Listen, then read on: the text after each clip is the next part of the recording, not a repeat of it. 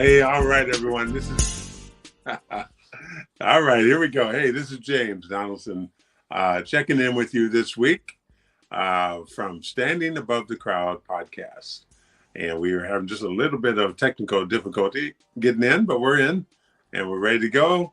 Sorry, I don't have my little virtual background behind me, but that's all right. I'm waiting for my guest to try to check in as well. So he's having a little bit of difficulty as well. And if not, we can just wing it, and I can talk to you about a lot of things that I'm working on with, especially with mental health and the Your Gift of Life Foundation, which I'm very happy to do. But let's give this a minute or two, and in the meantime, I'll just kind of make a reintroduction of myself. I'm James Donaldson, longtime Seattleite, I guess you would call me now. Over 40 years here in the Seattle area. Came up here originally from Sacramento, California, to go to school over at WSU. And I like to say not only go to school, but graduate from WSU back in 1979. That embarked me upon a long career of professional sports and NBA basketball, and that's what I've been doing for about 20 of those years. And but in the meantime, I was here and I was working in the community, working in business, working in education, doing a lot of things that I continue to do now. I had a long running business called the Donaldson Clinic, and we had 5 locations up and down the I-5 corridor for about almost 30 years, 28 years total. And that was a long time running. So that was a really good thing too. And then, of course, I played with the Seattle Supersonics back when the Seattle had a team here. Unfortunately, they picked up and moved on in 2008, 2009, and we've been without an NBA team since. But we're all hoping and praying that they come back here one of these days. All right, so that's the latest of that.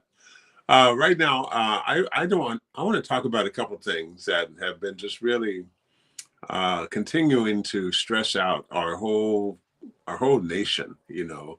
A lot of times the politics of what's going on, the division, the partisanship, it's just back and forth, and it gets to be almost too much to bear. And a good remedy for that is take a step back. All right. I know one side hates the other side hates the other, back and forth. It goes on all day long. I like to stay involved because I like to listen to both sides and try to understand what's happening. But a lot of folks, they tend to watch the news and they watch what basically reaffirms what they already believe and what they want to believe. And it just gets them all stirred up, us against them type of mentality. And that's just not a good place to be. If you feel like you're getting revved up and getting angry about all this kind of thing, make sure you take a step back and take a breather from it. Sometimes just don't even turn the TV on. Watch some old-fashioned TV shows instead of the news all the time. Social media is the worst. I mean, that really plays into all the anxiety that's going on. A lot of times making fun, a lot of times hatefully making fun against the other side and pitting one side against the other. And you don't want to get caught up in that game. All right. So my advice to you is to take a step back if you can and make sure that you just, can catch your breath, put the phone down for a couple hours a day, stay off the TV for a couple hours a day, and just try to get away from those kind of things. They'll be there waiting on you when you come back. So don't worry about missing out on anything. And these shows nowadays, they just repeat the same old stuff all day long, 24-hour news cycles.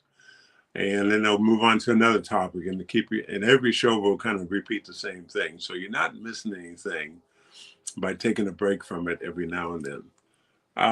In the mental health space, I want to talk about, over the last week, I've had 2 dear friends of mine come and ask me what they can do for loved ones they have. One is dealing with an ex-wife who she has a lot of bipolar issues and issues going on like that. Medication. She's not very compliant. She doesn't stay on her meds. She shops around doctor to doctor to basically hear what she wants to hear. and maybe try to find a medication that works. Shops from counselor to counselor, and just not getting better. Matter of fact, getting worse. She's becoming very dependent on the ex, and he's a good friend of mine. So he was telling me about this last week, where he's, financially supporting her a lot of times. She can't hold down a job. She can't get out of the house. That's a real serious mental issue that's going on. And what I recommended to him was to work with the professionals. She obviously has a primary care doctor who prescribed the prescription medication in the first place. Make sure that, she goes back to that primary care doctor. If that particular medication isn't working, hey, find one that is. Find one that will. And that's the thing about, these medications for mental health issues. It's not a one size fits all. It's not one pill fixes everything. You have to really see what's happening, give it a month or two at least to get into your system, and to see if that helps level things out and makes you feel a little bit better. I know we all want quick fixes, and if it's not fixed by tomorrow morning, it's not working. But the brain chemistry is an interesting kind of thing. When I went through my difficult, tough times, I was on prescription meds for about 6 months, I think. And I never felt anything different. I didn't all of a sudden leap over tall buildings in a single bound or run like the speeding bullet. No, nothing really changed. But the doctor explained it helped me calm down my brain chemistry and help that to not, get erratic and get all over the place. And that's what it was doing for me. After 6 months, and I had really very little anxiety, no more thoughts of hurting myself, the doctor agreed to go ahead and let me come off the medications.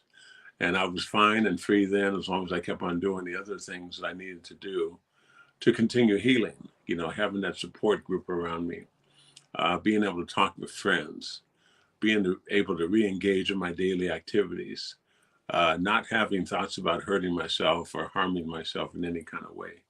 And that's how I knew it was working. And so that's why I recommend to him, make sure that, she gets with a doctor. And if she has to go find another doctor, go ahead and find another doctor. But the key is to stay on top of this with the professionals. Same with counseling. A lot of times counseling doesn't seem like it's working because it's, once a week, once every, a couple times a month. It doesn't seem like it's really working. It's not a fast, quick fix that we like to get into. And so I try to tell my friend the same thing. If she doesn't like that particular counselor, make sure she finds a counselor that she's compatible with, that she feels like she can open up and talk to. Now, non-compliance is a big, big issue. That's probably the biggest issue. If you don't want to take your medication and you're not going to, well, you're not going to get helped. And you're not going to know if it's going to help you or not. If you don't want to go to your doctor, you don't want to go to your counselor, you don't want to come out of the house. These are all things that really can affect your mental health and continue on that long, arduous path of just being not yourself and not being able to think these things through. And so I know it's tough. I've been there. I personally, I was compliant. I did all the things I had to do and needed to do because I wanted to get well. I knew something was wrong. And so I was quick to make sure I had all the resources around me and engaged in all those things as much as I could. But a lot of people, they're not compliant. And we talked last week about men, especially men. Men are very, very reluctant to reach out for help and to acknowledge that they have a problem going on. Not only men, but communities of color, especially African American, Hispanic American, Asian American, Native American. I mean, all of us have issues with reaching out to the so-called dominant society, right? They're the ones that control the medications and medical field, and we have to go reaching out to them. And a lot of us don't feel real comfortable doing that. And so I'm encouraging each and every one of us that in order to get well, we have to get outside that little comfort zone that we put ourselves in and stretch beyond that comfort zone and finally say, okay, I'm here to get help. and hopefully things will be better real soon. Even if it's with a therapist or a doctor who doesn't even look like me. Okay, a therapist or a doctor who doesn't even come from my own culture or background. I remember when I had counseling, uh, it was with a young Caucasian female who just got out of counseling school, right? She was probably in her early 20s. And here I am, 60 years old, and she's trying to tell me, especially, African American 60-year-old man, twice as big as she is, she's trying to tell me a thing or two. And I didn't take it too well, because I didn't think that she had the life experience to really help me out. I would feel much better with another man. I'd feel much better with an African American man, counselor. And so the same was with all of us. But sometimes you gotta take what you gotta take because the resources are so few and far between. And if you wait around for that perfect fit, you'll be waiting an awfully long time. Okay, so make sure you reach out and just say, hey, that uncomfortableness that I'll be experiencing getting out of my comfort zone, it's just a temporary thing. Because if I get better, hey man, I'm off and running and I'm back to my old self. If I don't get better, I continue being a burden on everybody else, and I can't really get my own life back on track the way I hope it to. So that's one example. Another friend of mine, even this morning, I was at breakfast with a bunch of friends, and he came over and told me that his daughter is really suffering from mental health challenges and depression and all those kind of things. And so similar to what I told my friend, I said, hey, make sure she goes and talks to her doctor and gets a prescription medication, prescribed medication. You need to be diagnosed, first of all. And if you just do a self-diagnosis, saying, well, I read this about bipolar, I read this about PTSD or anxiety, that must be what I have. No. It doesn't work that way. You really need to be diagnosed by a professional who can understand and just walk you down that path, identify all the traits and the signals that you're giving off, and then be able to put you on some medication that might be helpful for that. Okay. And if it doesn't work within the first month or first 6 weeks, they'll try something else. But you got to be patient with yourself and you got to be patient with the process. And the other thing I told him was, hey, make sure she gets into counseling. Counseling is good because it's better than having a friend who's just going to be there and amen everything that you tell the friend, right? Friends aren't going to be as constructively critical of you as a counselor would be. Okay. Friends are going to be not wanting to hurt your feelings or tell you something that might hurt your feelings. And that's why friends are good to have around, but they're not necessarily best for advice on how to get back on track with the things you might be dealing with and suffering with. And so those are things that I really stress to everybody. Another thing is I'm a board member with NAMI. NAMI is the National Alliance of Mental Illness, and they've got chapters all over the country. I'm a board member in Seattle, the NAMI chapter. I just went by the NAMI chapter down here in South King County. It's in the city of Kent a couple of days ago. And those are wonderful organizations and chapters for you to call and make an appointment to go by and see. And they've got all the resources you can use in trying to get yourself back on track. Peer support groups, other people who are going through what you're going through. Being able to get together with people who are going through what you're going through, it gives you a sense of, wow, I'm not all by myself. I've got this group that's supporting me, and I can support somebody in the group and help them out as well. Or I can see that I'm not as bad off as I thought it was. Other people are worse off, and that's the nice thing about peer support groups, counseling groups, parenting groups. If you're having issues with parenting your children, or your children are giving you a hard time, they've got all these different kind of resources and groups, and they will also get you connected with your emergency services. 911, of course, we all know, for calling the paramedics to come and see about you. The police department, of course. 988, the National Suicide Prevention Hotline number. So that's what NAMI is really good for. So look up your local NAMI chapter. And I know a lot of them run on a kind of a skeleton budget. So they may not have full hours throughout the course of the day or the course of the week, but they all have a phone and they all have a phone voicemail. So if you call, leave a voicemail, they will get back to you and talk to you in confidence, confidentially, about what you're going through and how they can best help you out. And so those things I really wanted to share today about what this mental health problem is all about. We are going through some extreme times right now. And, I think I just saw on the news this morning, some famous food chef just committed suicide last night and took her life. And it's just a tragic. We only hear about the ones who are famous, people who are famous. But there's 50,000 suicides every single year in America. 80% of those are men. 10% of those are children, 18 and younger. And that's a big tragic. 5,000 kids a year take their lives. Social media is a big driver of that. Social media is so hard on children, especially girls, because girls want to be, so much of their self-esteem and their self-worth is built on how they look, that external beauty that they put on. The hair and the makeup and the eyelashes, the lipstick, the perfect body, the perfect clothing, the perfect figure. And they look at other girls that are putting all that together and get on social media, and they look like they got it all together. And so they try to be like them. And that's hard to do, hard to live up to.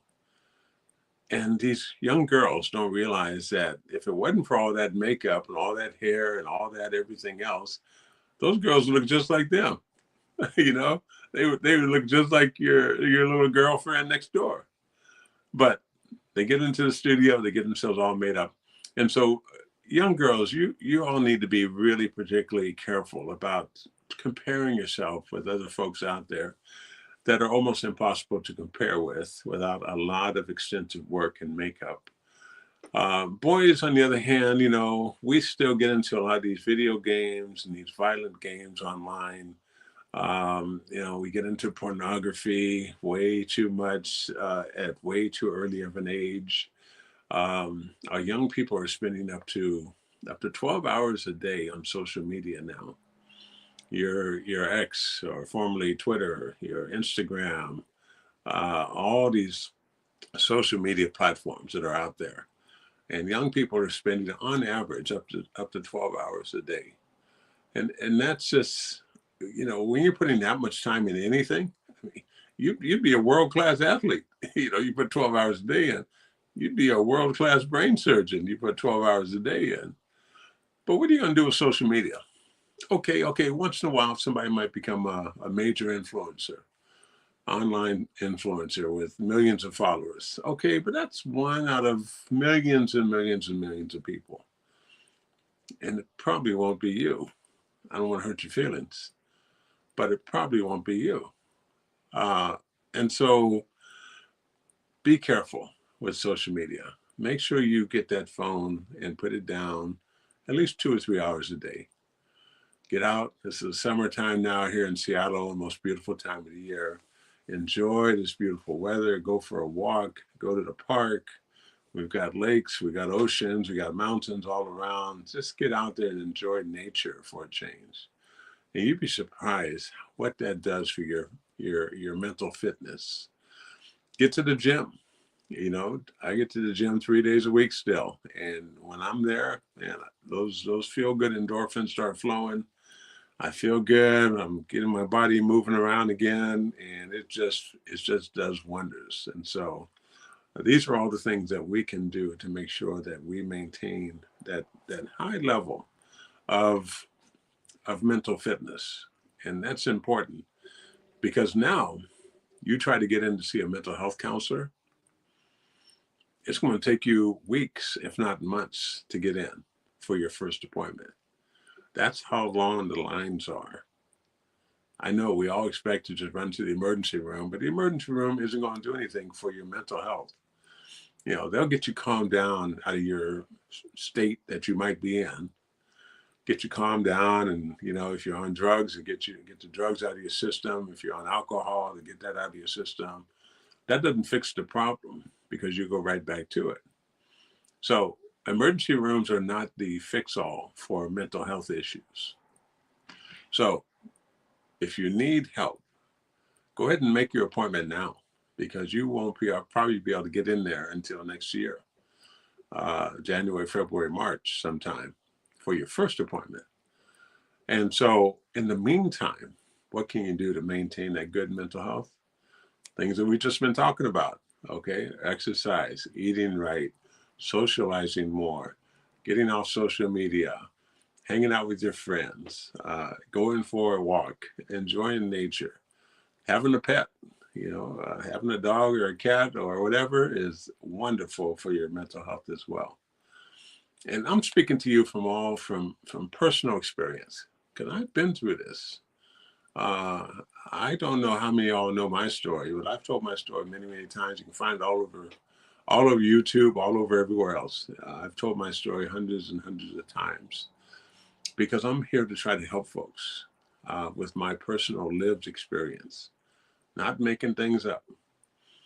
You know, it's funny when I go to speak to schools and these middle schools and high schools, and I come on in there and start talking to the students, you know, they're all ears, because after I tell my story, show a little video clip on the screen, and they say, wow, James knows what he's talking about.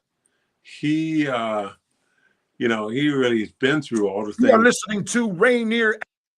He's really been through all the things that he's been talking about. And that's a great thing. And so they're all ears when I'm talking to them. And that's what I want to be able to share with them and share with you as well. Okay, so, but hey, this is my life's work now. I've done a lot of other things in life, but this is really the most rewarding work I've ever done. And I want to continue it and keep it going. I want us to get to a point where we don't have any more suicides. Suicidal thoughts, okay, that's kind of normal. You know, we get in a bad place, we have a bad day. All of us feel like saying, wow, I've had enough. But those thoughts are just coming and going. They're fleeting, they call them fleeting. They just go away. And so it's okay to have a bad thought every now and then, but to have a bad thought that leads to a bad action, no. Let's see if we can put an end to that. And so I just want to share all those things with you and really wish the best for each and every one of you. There's no easy answer. There's no quick fix. It takes us all a minute to get to where we are as far as that downward spiral and finally hitting rock bottom. It doesn't happen overnight. And it's not going to happen overnight to get back to where you want to be as well. So make sure that you reach out for each other. Find a good friend. You know, we don't have a lot of friends like we used to back in the day. Matter of fact, with all the involvement with social media, most kids are growing up without good friends like we used to have back in the day.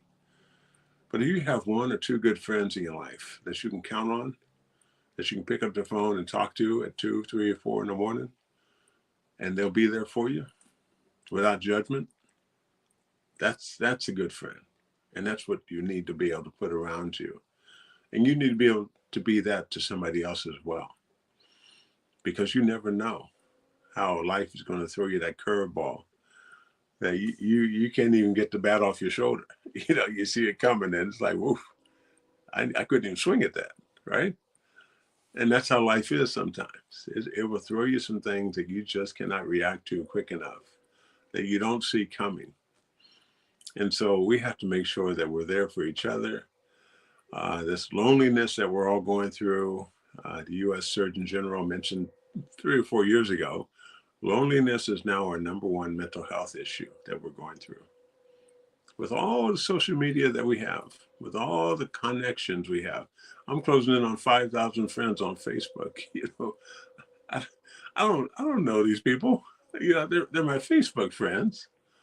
And yeah, I can get a little conversation going, text message back and forth if I want to with most of them. But the vast majority of them, I don't know who they are. But that's that life online. Life in real life, I might just have one or two friends. That's it that I can count on. Same with you. So in wrapping up, I just want to say we need each other more than ever. Let's make sure that we're there for each other. Anytime you see somebody that's struggling with their mental health, that seems down and out and depressed and just not with it, lethargic, no energy, sad all the time, go up and befriend that person, talk to them and see what's going on with them. They might just need a friend. They might just need a hug. And that's okay. All right. So, but that's the work I'm doing. My work, you can find it at yourgiftoflife.org. It's Your Gift of Life Foundation, and it can be found at yourgiftoflife.org. All the work that I'm doing is up there, and it's been really, really great to be able to be involved with all of that. I want to thank Rainier Avenue Radio for the great opportunity to continue to spread my word and the work that I'm doing. It's a tremendous platform that gets all over Seattle directly, and then, of course, all over the internet after this. So keep on tuning in to these shows. This is my show, Standing Above the Crowd, how to execute your game plan to be the very best you can be in life and sports and everything else. Okay, so this is James Donaldson signing off. I want to see you next week, 3:30 p.m. Thursdays. And we will be back to you then, all right? Y'all go out and have a great, great week and be the best you can be. Thank you very much.